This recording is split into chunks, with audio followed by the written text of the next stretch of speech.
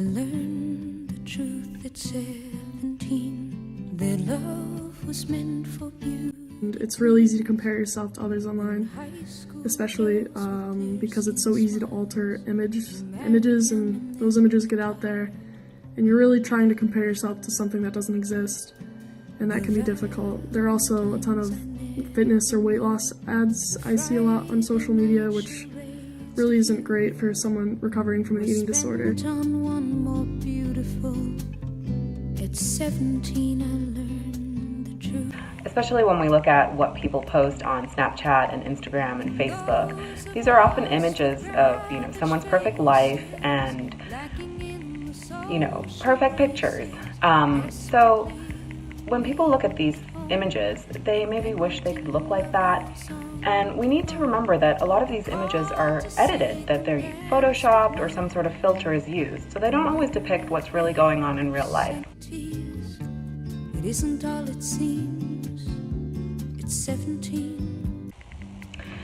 Another negative thing is that there are a lot of pro-Anna and pro-Mia sites and groups on social media as well.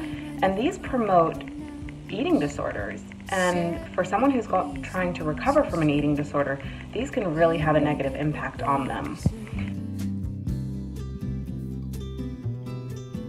I think it's pretty much impossible for it not to impact someone in one way or another.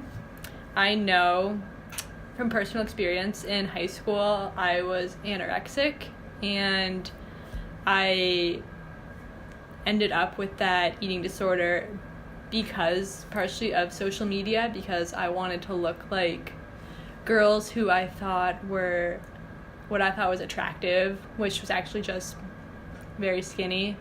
So I basically ended up down that pathway, and on social media there was actually a lot of accounts that were promoting eating disorders, which I thought I was into it at the time because I was like, oh cool, like I'm not alone, like there's a lot of girls that are trying to like be like this and look like this, but it kind of just like sucks you in that aspect.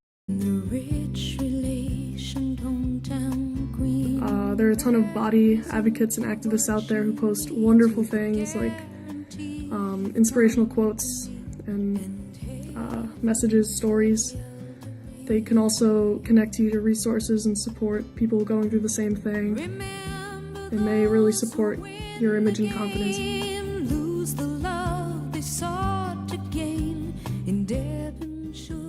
Definitely positively if they follow social media accounts that are body positive or are emotionally positive.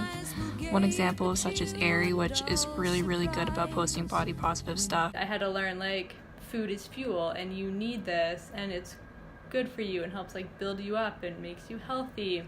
So then I started seeing like Instagram accounts like that, focusing on people who were like recovered from eating disorders and doing these like amazing things. And I was like, okay, like look at these people, like I want to be like that. So I think in that aspect it can be really helpful because then you're all sort of on this journey together of getting stronger and using food in a positive way. Seeds accounts received. It's 17. Some people use social media as an outlet, during their recovery, so posting how they're doing and getting positive feedback from people and support, and this can also be really helpful. So while there is the negative side of social media in recovery, but we do also need to remember that there is a lot of positive stuff out there as well to help someone recovering from an eating disorder.